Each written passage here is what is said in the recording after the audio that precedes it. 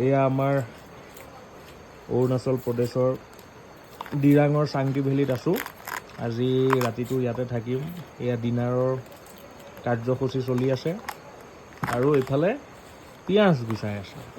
কিবা ক'ব? New blogger না সমীৰণ বৰুৱা হৈ গৈছে, মানে মই শিকাই আছে শিকছো আৰু কেনেকে মানে শিকিব লাগে। তাক গানো যিহেতু মই শিকাইছিলো, এতিয়া ব্লগিং কেনেকে কৰিব লাগে সেইটো মানে ময়ে শিকাই দিছো আৰু। নিশ্চয়।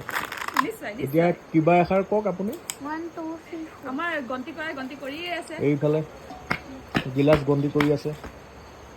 আমি খাই আছো ভাত ৰাতি, এতিয়া বনালো, ইয়াতে খাওঁ। এতিয়া বৌ আছে, বৌ ছোৱালী আছে, সকলোৱে মিলি এসাঁজ লগে ভাগে। দিনত বৌয়ে খোৱালে, এতিয়া ৰাতি আমি বৌক খুৱাইছো আৰু।